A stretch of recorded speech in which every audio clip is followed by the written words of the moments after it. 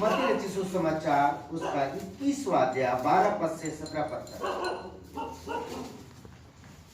यीशु ने परमेश्वर के मंदिर में जाकर सबको जो मंदिर में लेन देन कर रहे थे निकाल दिया और सराफों की पीढ़ी और कबूतर बेचने वालों की चौकियां उलट दी और उनसे कहा, लिखा है, मेरा घर प्रार्थना का घर कहलाएगा, परंतु तुम उसे डाकुओं की खो बनाते हो। तब अंधे और लंगड़े मंदिर में उसके पास आए और उसने उन्हें चंगा किया। परंतु जब प्रधान याजकों और शास्त्रियों ने इन अद्भुत कामों को जो उनसे किए और लंगड़े को मंदिर में दाऊद के संतान को होसन्ना काटते हुए देखा तो वे क्रोधित हुए और उनसे कहने लगे, क्या तू सुनता है कि ये क्या कहते हैं? यीशु ने कहा, हाँ, क्या तुमने यह कभी नहीं पढ़ा, बालकों दूध पीते बच्चों के मुंह से तूने अपार स्तुति कराई। तब वो उन्हें छोड़कर नगर के बाहर बेथनिया को गया और वहां रात बिताई। परमेश्वर इस वचन पर बड़ी आशीष दे।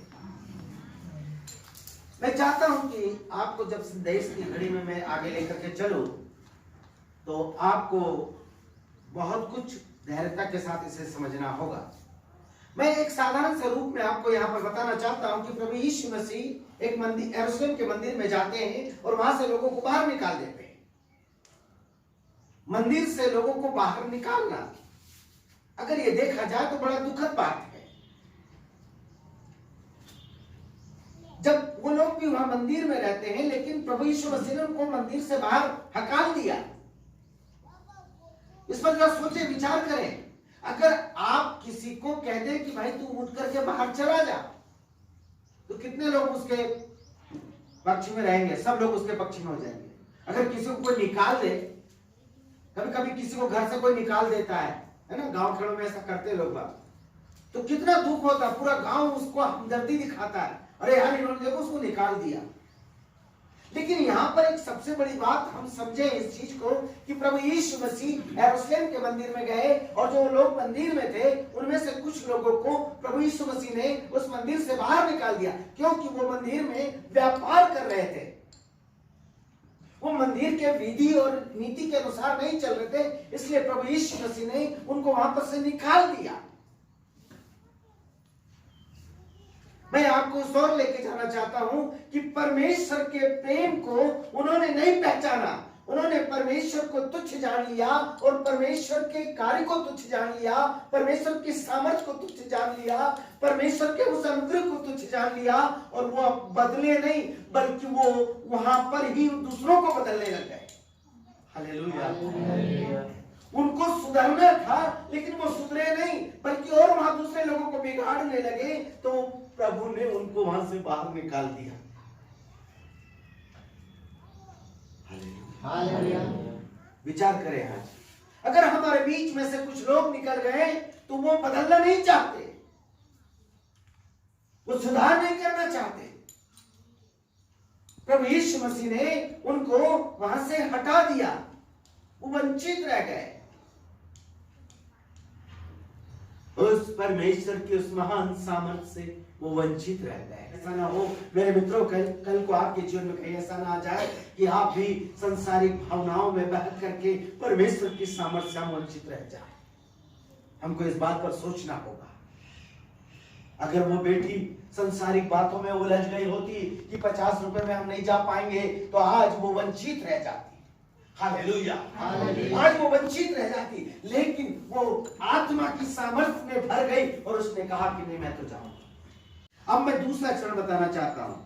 आप मत्ती रचित सुसमाचार उसका 21वां अध्याय निकालें। मैं यहां पर भी पढ़ना चाहता हूं आपके लिए 33 पद से।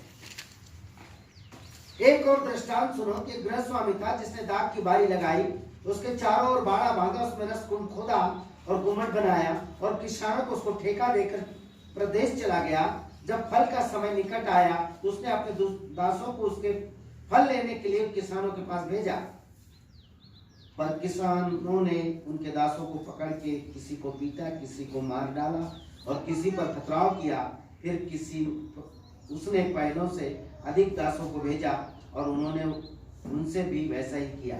अंत में उसने अपने पुत्र को उसके पास यह सोचकर भेजा कि वो मेरे पुत्र का आदर करेंगे। परंतु किसानों ने पुत्र को देखकर आपस में यह कहा, यह तो बारिश से, आओ हम इसे मार डाले और इसकी मिसाल ले लें। अतः उन्होंने उसे पकड़ा और दाख की बारी से बाहर निकाल कर मार डाला। इसलिए जब दाख की बारी का स्वामी आएगा तो उन किसानों के साथ क्या करेगा। अब यहाँ पर एक घटना को हम लोग देखते हैं कि एक किसान है, उसने अपना खेत एक किसान को भाड़े पर दे दिया। यह घटना है यहाँ पर, मतलब उसने भाड़े पर अपना खेत दे दिया है। अब वो उसमें से फल का समय जब आया तो उसमें से वो फल लेने के लिए मालिक आता है। उन किसानों ने मालूम क्या किया, उनको क्या किया कोई बताया मुझे? उनको मारने लगे। जो खेत के मालिक है, उसके नौकर आए उससे सामान लेने, उसका फल लेने, तो वो जिनको भाड़ा दिया तो उनको डांटने लगे, मारने लगे। और आखिर मालिक आया तो उसको उन्होंने मार ही डाला। कितने लोगों को समझ में आ रहा है बात? अच्छी बात है। यहां पर एक बात समझ में यह समझना है कि उनके ऊपर उस खेत के स्वामी ने बड़ी दया की कि उनको अपना खेत दिया। उसने अपना खेत दिया कि भाई तुम जो तो खाओ, मुझे भी दो, तुम भी खाओ। लेकिन उनके मन में क्या आ गई? बुराई। और उसका जो फल था बहुत लगा उसमें, लेकिन वो सब कुछ हजम कर देना चाहता है। लेकिन वो अब जिसका खेत है उसको बिल्कुल नहीं देना चाहता। और वो स्वामी फल लेने के लिए अपने नौकरों को भेजता है, अपने कर्मचारियों को भेजता है, आखिरी में अपने बेटे को भेजता है, लेकिन वो उसको मार डालते। क्या उसने खेत इसलिए दिया कि उसे मार डाला जाए? विचार करें आप। क्या उसने भलाई की और उसके बदले में उसको बुराई मिले?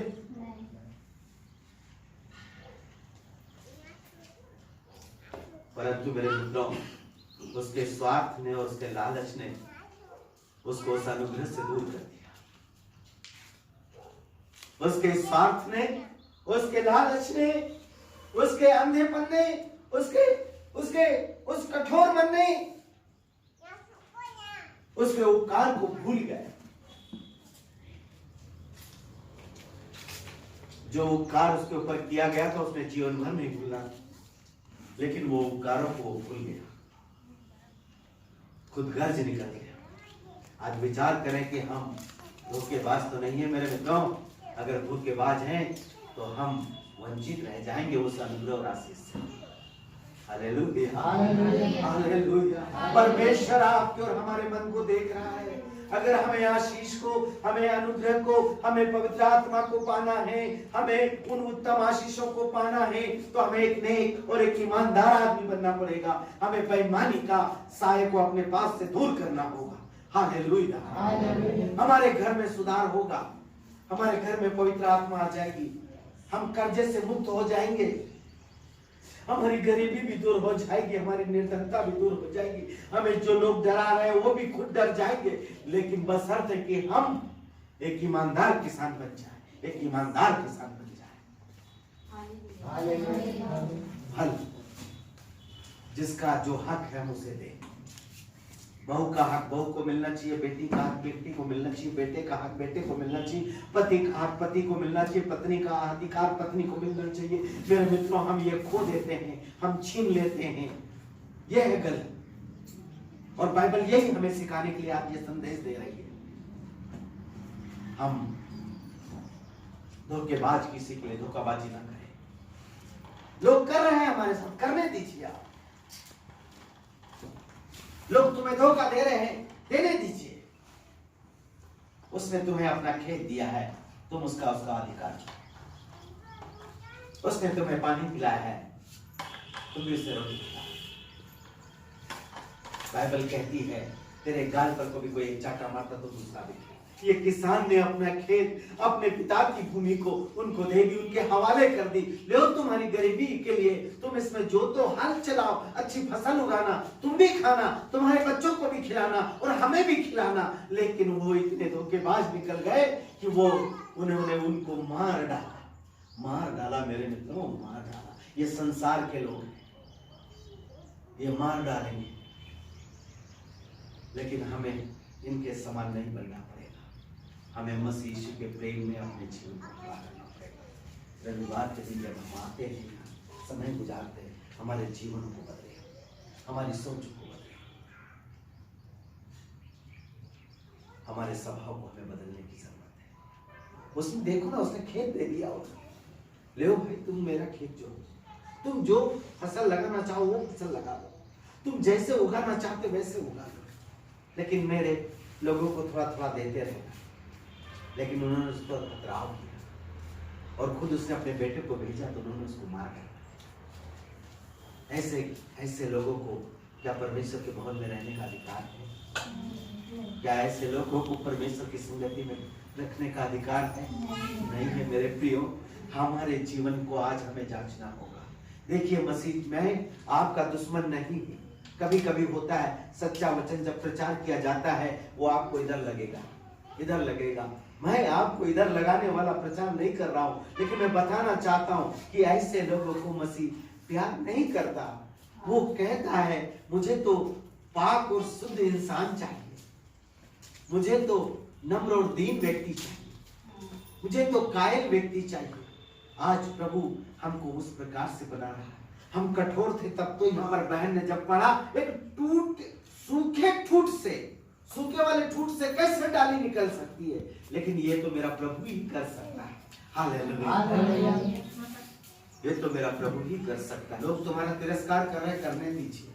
लोग तुम्हें अपमानित कर रहे, करने दीजिए। लोग तुम्हें पसंद नहीं कर रहे, मत करने दीजिए। कोई चिंता मत कीजिए, एक दिन आएगा प्रभु तुम्हारे पास, तुम्हारे पक्ष में सबको कर देगा।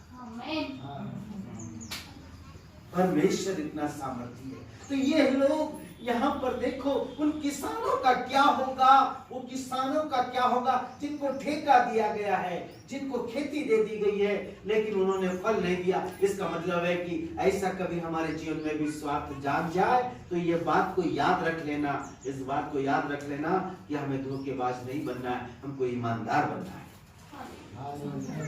मैं तीसरी बात को बताना चाहता हूँ, जो मत्ती सुसमाचार 22 उसके 5 पद से पढ़ना चाहता हूँ। एक ही पद से पढ़ना चाहता हूँ, सुनिएगा।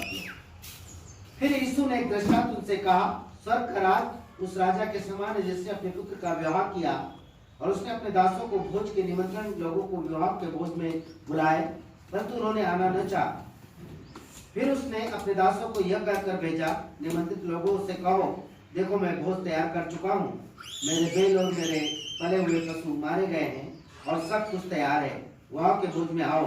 परंतु वे उपेक्षा करके चल दिए, कोई अपने खेत को, कोई अपने व्यापार को।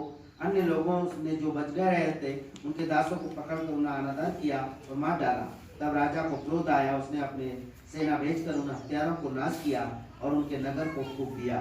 तब उन्होंने अपने दासों से कहा, विवाह का भोज तो तैयार है, परंतु निमंत्रित लोग योग्य न ठहरे, इसलिए चौराहे पर जाओ, जितने लोग तुम्हें मिले सबको विवाह के भोज में बुला लाओ। यहाँ पर एक घटना है, एक विवाह है। क्या है? जोर से बोले, क्या है? एक विवाह है। अब इस विवाह में अच्छा भोजन तैयार किया गया। विवाह में बहुत अच्छा भोजन तैयार किया जाता है। विवाह में अच्छा भोजन तैयार किया गया, और विवाह में भोजन को तैयार करने से पहले लोगों को आमंत्रित भी किया जाता है। लोगों को आमंत्रित किया गया है और सब लोगों के लिए भोजन तैयार किया गया। ये बड़ा एक अनोखा और अद्भुत काम है। आप निमंत्रण देते हैं तो जरूरी है कि सब जितने निमंत्रण दिए उतने लोग आए। दूसरी बात, उनके आने से पहले आपको भोजन तैयार करना है। तो ये तो बहुत ही बड़ा अनोखा और अद्भुत काम है। भाई वो कैसे हम लोग भोजन तैयार करने पाएंगे? हमें मालूम ही नहीं कितने लोग हैं, कितने लोग आएंगे, लेकिन ये भी एक परमेश्वर की योजना है। अब सवाल यहाँ पर यह उठता है कि इस विवाह में भोजन तैयार कर लिया गया है और जिन लोगों को निमंत्रण दिया गया था वो उपेक्षा कर गए। उपेक्षा करने का मतलब क्या होता है? उन्होंने उसको बायकॉट कर दिया, वो उसमें सम्मिलित नहीं हुए, उन्होंने उस शादी का विरोध कर दिया। हम नहीं जाएंगे तुम्हारे खाने में। तो यहां पर एक सबसे बड़ी बात ये समझने में आ रही है कि विवाह के भोज से वो लोग वंचित रह गए। कौन लोग? जिनको निमंत्रण दिया गया था। उनके मन में लालसा आ गई, मैं खेत में जाऊंगा, मैं व्यापार करूंगा। सबको करीब करीब हमारे पास कितने लोग हैं, 60-70 लोग, सबको रविवार के विवाह का भोज का निमंत्रण मिला हुआ है। लेकिन बाकी लोग, कोई पानी देने में लग गया, कोई चना काटने में लग गया, है ना, कोई किस काम में लग गया। आज के भोज से क्या हो गए वो लोग? परमेश्वर ने उन्हें बुलाया तो सही, उस शादी में उन्हें मौका तो दिया, उन्हें अपना रिश्तेदार तो बना लिया कि आपको एक चिट्ठी लिख दी है, आप विवाह में आइएगा, आपको निमंत्रण दिया गया है।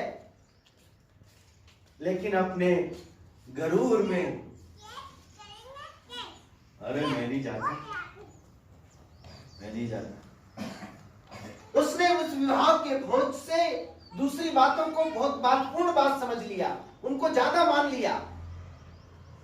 हालेलुया। उस विवाह के भोज में निमंत्रित किया गया है, उन्हें उस विवाह में निमंत्रित किया गया है, लेकिन वो लोग नहीं आए। उन्होंने उस विवाह को तुच्छ जान लिया। परमेश्वर ने क्या किया?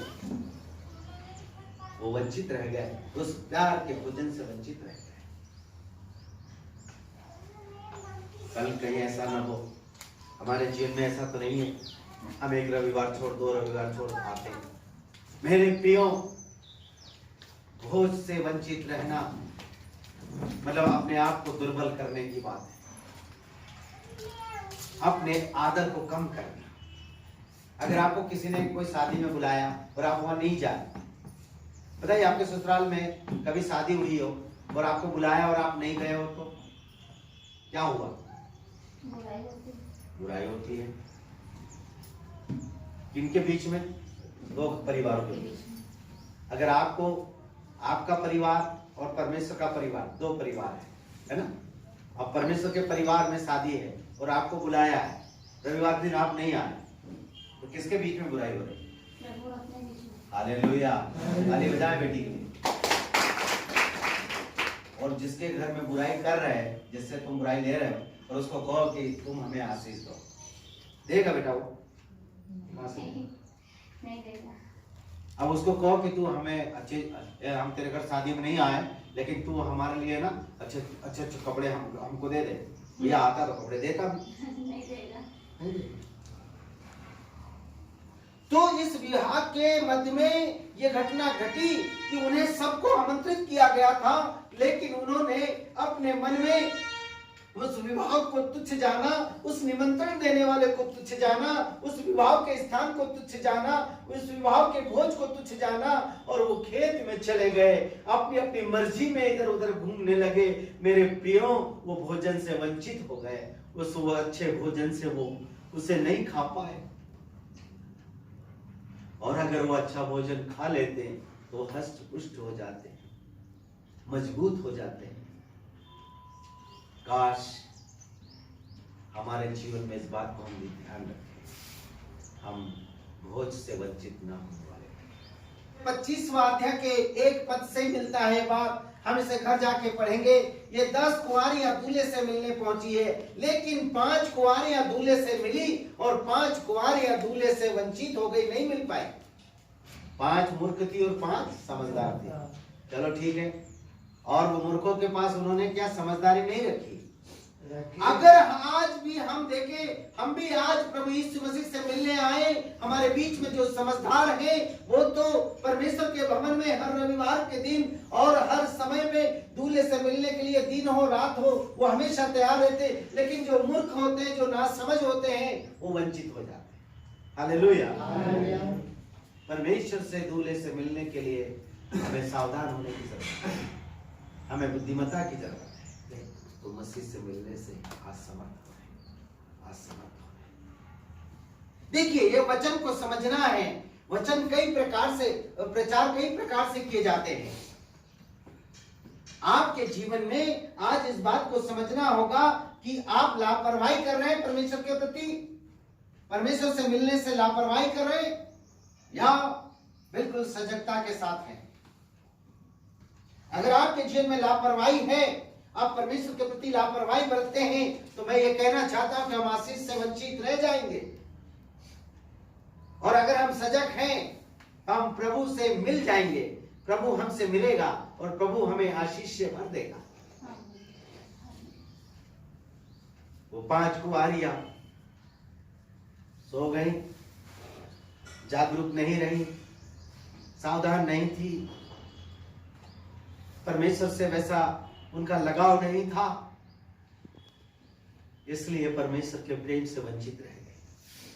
अन्यथा वो 5 जो समझदार थी, जो जागरूक थी, जो नहीं सोई, अपने दूल्हे का इंतजार कर रहे थे, अपने प्रभु का इंतजार कर रही थी, उनको प्रभु मिल गया और उन्होंने प्रभु के साथ में अपने जीवन को गुजार किया। आज ये बात हमारे ऊपर भी लागू होती है। आज आप सोचें, आप परमेश्वर के भवन में किस प्रकार से आते हैं, आप प्रभु के साथ किस प्रकार से अपना रिश्ता कायम कर रहे हैं। ये सोचने और विचार करने की चीज है। मैं आपको यहाँ पर एक चीज और बताना चाहता हूँ। एक धनवान व्यक्ति था। क्या था एक व्यक्ति? 19वें अध्याय में मिलती है बात, मत्ती 19 का 16 पद से। एक मनुष्य यीशु के पास आया और उसने कहा, है गुरु, मैं कौन सा भला काम करूं कि अनंत जीवन पाऊं? उसने उससे कहा, तू मुझसे भलाई के विषय में क्यों पूछता है? भला तो एक ही है, पर यदि तू जीवन में प्रवेश करना चाहता है तो आज्ञाओं को माना कर। उसने उनसे कहा, कौन सी आज्ञा? यीशु ने कहा, यह हत्या न करना, व्यभिचार न करना, चोरी न करना, झूठी गवाही न देना, अपने पिता अपनी माता का आदर करना, अपने पड़ोसी से अपने समान प्रेम रखना। उस जवान ने उनसे कहा, इन सब को तो मैंने माना है, अब मुझसे किस बात की घटी है? यीशु ने उससे कहा, यदि तू सिद्ध होना चाहता तो जा, अपना माल बेच कंगालों में बांट दे, तुझे स्वर्ग में बड़ा धन मिलेगा और मेरे पीछे हो। वह जवान बहुत उदास होकर के चला गया, क्योंकि वो बहुत धनी था। इसे एक ऐसा सौभाग्य मिला इस व्यक्ति को कि यह प्रभु और ये आमने सामने हो गए, प्रभु से इसका मिलन हो गया। और ये प्रभु से पूछता है कि प्रभु, मुझे अनंत जीवन पाने के लिए क्या करना होगा? प्रभु ने उसे बता दिया, हत्या न करना, चोरी न करना, व्यभिचार न करना, झूठ नहीं बोलना। प्रभु ने कहा, तुझ में एक बात की कमी है। कभी कभी बहुत सारे लोग आए, चर्च में आए और फिर उनको चर्च पसंद नहीं आता है, फिर वो दूर चले जाते हैं। अब विचार करें, ऐसे कई लोग हैं जो आए और चले गए, उनके मन की इच्छाएं पूरी नहीं हुई। ये आदमी भी वैसा ही है, ये भी प्रभु के पास आया ना, प्रभु के पास, प्रभु के पास आ गया है और प्रभु ने इसको नहीं कहा कि तू जा, लेकिन खुद ही चला गया, क्योंकि ये धनी था। काय का धन था ये? इसके बाद दौलत थी। कभी कभी हमारे पास घमंड होती है, हमको घमंड ले जाता है, कभी हमको ज्ञान ले जाता है। अरे मेरे को इनसे सीखने की जरूरत नहीं, मैं खुद ही सिखाने लग जाऊंगा उधर। हालेलुया। और वो उधर खुद ही सिखाने लग जाता है। और वो परमेश्वर की संगति में वो आदमी आ गया, वो धनवान था, वो परमेश्वर के पास आ गया और परमेश्वर के आमने सामने हो गया। धन्य है ये व्यक्ति कि परमेश्वर को अपनी आंखों से देख रहा। हालेलुया। और धन्य है वे व्यक्ति कि वो प्रभु की साया में है, शरण में है।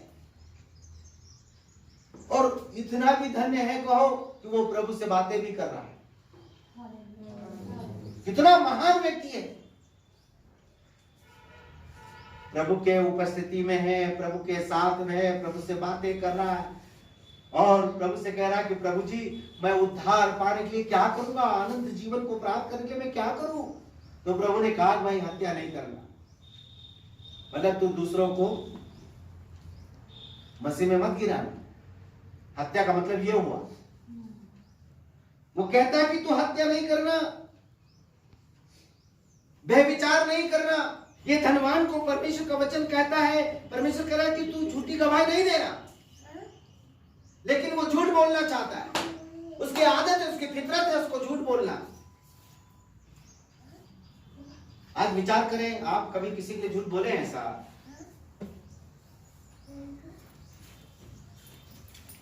यहां पर परमेश्वर का वचन कहता है कि झूठ नहीं बोलना, अपने माता पिता का आदर करना,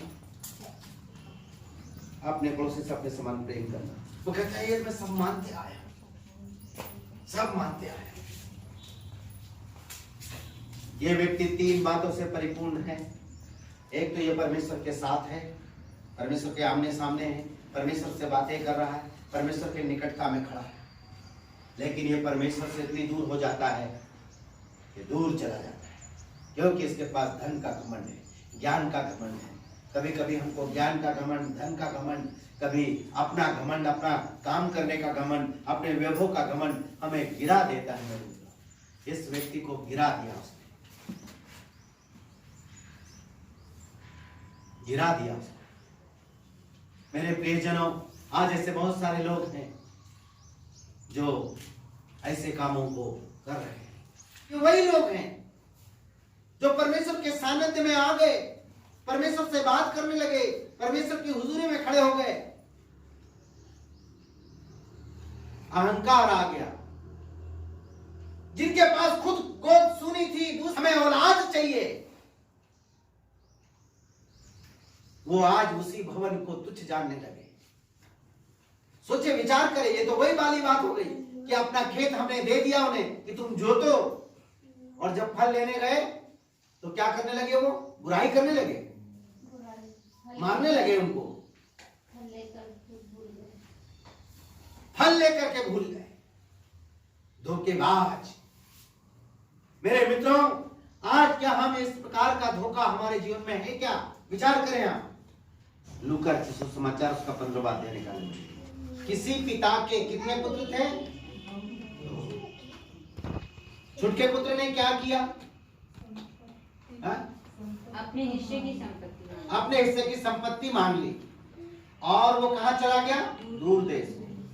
और उसने अपनी संपत्ति को काय में उड़ा दी? कुकर्म में उड़ा दी, और वहां अकाल पड़ा। आप उसको वहां पर सुअर की फलियां, जो सुअर फलियां खाता, वो फलियां वो भी खा रहा, मतलब वो भोजन से भी मोहताज हो गया। अब सबसे पहली बात तो गौर करें कि इसको किसके साथ रहने का अधिकार मिला? पिता के साथ इसे रहने का अधिकार मिला, लेकिन इसने पिता के साथ रहने के अधिकार को खो दिया। हालेलुया। इसको कहां मिला? क्या अधिकार मिला? कि अपने पिता के साथ रहे, लेकिन इसने अपने पिता के साथ में रहने के अधिकार को ही खो दिया। कौन पिता है दुनिया में जो अपनी औलाद से नफरत करता है? कभी आपने देखा? कभी आपने देखा? लेकिन ये बेटा अपने पिता से नफरत करने लगा, और इसको ऐसे लगने लगा कि मेरा पिता मुझसे नफरत करता है, और उसने अपने पिता के घर को छोड़ दिया। स्वार्थ में परमेश्वर के भवन से कई लोग दूर निकल जाते हैं। हालेलुया।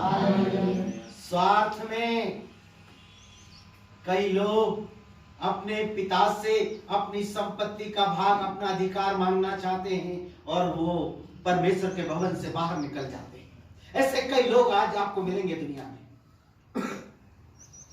निकल गए, पिता के साथ उनको रहना चाहिए था, लेकिन पिता के साथ नहीं रह रहे, वो पिता से बाहर निकल गए। और देखिए ना, जब बाहर निकले तो उनके ऊपर क्या क्या मुसीबत आई। पहले तो उनके पास बहुत पैसा था, गए तो बड़े धनवान तरीके से जाते हैं, लेकिन आगे गए तो कंगाल हो गए। काहे के कंगाल हो गए? परमेश्वर का वचन तक नहीं उन्हें सुनने को मिल रहा। हालेलुया। जो लोग परमेश्वर के भवन में आए, पिता के भवन में रहने लगे थे, लेकिन पिता की संगति को उन्होंने तुच्छ जान लिया, तो सबसे पहले उनके पास वचन का काल पहुंच गया, उनको वचन सुनने को नहीं मिल रहा। हालेलुया। जो लोग आज परमेश्वर के भवन में नहीं है, वो अपनी मर्जी, अरे भाई मैं खुद ही बाइबल पढ़ लूंगा, उसे क्या वास्तव में वो भोजन मिल रहा? मेरे प्रिय जनों, ये लड़का पिता के साथ रहना था, लेकिन चला गया। सबसे पहला इसको भोजन वंचित हो गया। जो लोग चले गए ना, वो अपनी मनमर्जी से बाइबल को पढ़ रहे हैं, कुछ भी समझ रहे हैं। जो पकवान उनको तैयार मिलना चाहिए था वो पकवान नहीं मिल रहा। अभी हम लोग एक गांव में गए, वहां पर रात्रि में सब लोग इकट्ठे हुए और जब 50-60 लोग, पूरा घर भर गया और जब हमने उनको वहां पर परमेश्वर के वचन को बांटा, वो लोग कहने लगे ऐसा भी होता है, इतना अद्भुत वचन। हमने भी देखा वो लोग खूब गाने लगे। दिन भर खेती में काम करने वाले व्यक्ति तबला, हारमोनियम, पेटी सब बजा रहे हैं और खूब गाने गाए। 2 घंटे तक गाने गाए उन्होंने। आप अगर परमेश्वर के भवन में आते तो ये ट्रिपल रखा है, ढोलक रखी, हमको सीखना है, इधर झांझ रखी, मंजीरा रखा, हमको बजाना चाहिए। तो परमेश्वर का वचन ये वंचित हो गया। पिता के साथ रहना था, लेकिन पिता के साथ रहने की अपेक्षा ये दूर हो गया। लेकिन पिता की संगति को उसने तुच्छ जान लिया, भोजन को तुच्छ जान लिया, जानवरों के भोजन को पसंद करने लगा। संगति मित्र दूसरे बन गए, ऐसे मित्र जो उन्हें सहायता करने वाले मित्र थे, लेकिन अब इसमें इसको ऐसे मित्र मिल गए कि इसका खाना चाहते हो। हालेलुया। इसके बहुत से मित्र बन गए। वहां पर वचन को पढ़ना, वहां पर उसके बहुत से मित्र बन गए और उसके इतने मित्र बन गए, उसके पास जो पैसा था उसको सब खा गए वो लोग। जो घर से बाहर निकल गया है उसकी संपत्ति पर वो दूसरे मित्र बन जाएंगे उसके पास। हालेलुया। समझ रहे हैं आप? ये यहाँ पर वचन साफ बताता है। वो 13वां पद, बहुत ही दिन ना बीते कि छोटा पुत्र सब कुछ इकट्ठा करके दूर देश को चला गया, वहां कुकर्म में अपनी संपत्ति उड़ा दी और सब कुछ खर्च कर चुका। क्या खर्च? सब कुछ खर्च। जो परमेश्वर, जो पिता के साए को छोड़ करके दूर चले गए, जो दूर चले जाते हैं वो अपने पैसों को भी खर्च कर देते हैं। Hallelujah, hallelujah. कंगाल।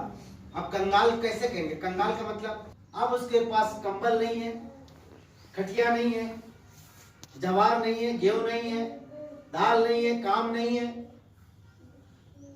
ज्ञान नहीं है, बुद्धि नहीं है, आत्मिक भोजन भी नहीं है, ज्ञान और संगति भी नहीं है। कंगाल। कंगाल का मतलब बहुत अलग परिस्थिति में चला गया, अलग परिस्थिति में चला गया। विचार करें, क्या आपने पिता की संगति को छोड़ा है? क्या पिता के भवन को छोड़ दिया है? पिता के साथ को छोड़ दिया है? क्या पिता से लड़ाई लड़ ली है क्या आपने? तो कंगालपन निश्चित है। और पिता को छोड़ने से आज हमारी यह परिस्थिति बनी है, इसलिए हमें अपने पिता के घर में जाना होगा। हालेलुया। हमें जाना है और उन्हें परमेश्वर के प्रेम के बारे में बताना है कि तुम कंगालीपन, तुम बदहाली में इसलिए हो और जो भोजन तुम्हें मिलना चाहिए वो नहीं है। वो भोजन, तुम जिस भोजन को समझ रहे हो वो सुअर की फलियां हैं।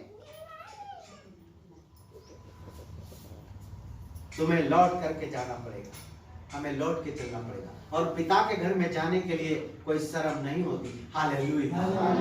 पिता के घर में जाने के लिए मेरे प्रियो कभी शर्म नहीं करना चाहिए। मैं देखता हूँ जब बेटी घर से, ससुराल से पिता के घर जाती है, बड़े आनंद के साथ जाती है, बहुत आनंद के साथ जाती है, बड़े उत्साह के साथ जाती है। मैं अपने पिता के घर जा रही हूँ क्योंकि उसको उसके पिता के घर में वो प्रेम मिला है।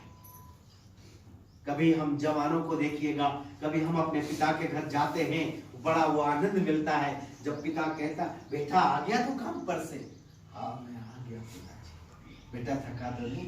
थक गया हो बेटा, गर्म पानी से हाथ पैर धो ले। पिता इस प्रकार का बात करता है। और लेकिन मालिक के पास जाना, स्वामी के पास जाना, वो ये बात आपसे नहीं करेगा मेरे मित्रों। लेकिन पिता के पास जाओगे तो वो जरूर कहेगा, बेटा थक गया होगा, नहा ले। तो मैं आज आपको एक शिक्षा देना चाहता हूँ। यह सच्चे मसीह की पहचान है। सच्चा मसीह जीवन इसे कहते हैं कि जो बिछड़ गए उनके पास जाना है। आज ये सारी गलतियां हम कर चुके हैं। जिद पर अड़े हुए वो अपना नियम वहां लागू कर रहे हैं, जबकि उनको मंदिर के नियम में रहना चाहिए, इसलिए उनको निकाल दिया। हालेलुया। दूसरी बात हमने सीखा, खेत दे दिया गया है किसानों को, वो फल काटे, फसल उपजाए, वो भी खाएं, अपने बच्चों को भी खिलाएं और मालिक को भी दें। लेकिन उनने क्या किया? उनको नहीं दिया, सब अपने घट्टे में रखने लगे। परमेश्वर ने कहा उन किसानों का फिर क्या हो। तीसरी बात हमने सीखी, आपको निमंत्रण दिया गया है, आप चुने गए हैं, आप परमेश्वर के रिश्तेदार हैं। किनके रिश्तेदार हैं? और आपको निमंत्रण दिया गया है, आप उस भोज में जरूर जाएं। रविवार का भोज, 3 तारीख का भोज जरूर जाए। उसमें अच्छा भोजन मिलेगा, हष्टपुष्ट होंगे। चौथी बात, हमें जागरूक रहना होगा। 5 कुंवारियां दूल्हे के साथ चली गई और जो जागरूक नहीं थी वो दूल्हे से वंचित रह गए। 6वीं बात, धनवान प्रभु के साथ रहता था, उससे मुलाकात हो गई, प्रभु से बातें करने लगा, उसके सानिध्य में खड़ा था, लेकिन धन का घमंड उसको दूर ले गया। धन का घमंड उसे दूर ले गया। कहीं ये घमंड आपको और हमारे जीवन में ना आए, हमको इससे बचना पड़ेगा। घमंड कई प्रकार का होता है और एक बात बताऊं, पिता के घर में रहने, पिता के साथ रहने का मौका मिल गया, पिता के साथ रहने का मौका मिल गया। हम पिता को तुच्छ न जाने, और अगर हमने पिता को तुच्छ जान लिया है तो हम दुर्दशा में आ जाए, हम दुर्दशा में आ जाएंगे। मेरा निवेदन है आपसे, परमेश्वर के प्रेम को समझिए, परमेश्वर के प्यार को जाने। जो पिता के घर से चले गए, अच्छा ये बात बहुत बड़ी है, किसी एक व्यक्ति को हम लौटा के लाए, किसी एक व्यक्ति को हम लौटा के लाए, रूठे हुए को मना के हम परमेश्वर के भवन में लाए। जरा दिल से पूछिए आप, नहीं, यही तो मसीह सिखा रहा है। ये सुड़ाव पुत्र को लौट के आ गया, पिता के घर में, पिता की बाहों में वस्त्र पहनाए गए। हमको यह है काम करना, हमें मेल मिलाप करना है, हमें प्यार के बंधन में बांधना है। आज प्रभु आपको और हमको ये सिखाना चाहता है, अपने कर्तव्यों का निर्वाह करें। अगर आप अपने अधिकार जताना चाहते हैं तो अपने कर्तव्यों का निर्वाह करें। आप अपने कर्तव्यों को समझे अच्छे तरीके से, मुझे क्या करना चाहिए, आप वो करिए, बाकी का काम प्रभु करेगा। आपके घर की हर एक कमजोर को प्रभु दूर करेगा। मैं नहीं कर सकता, आप अपने प्रेम में प्रभु के साथ आए, आपकी हर जरूरत भी परमेश्वर के वचनों पर मिला।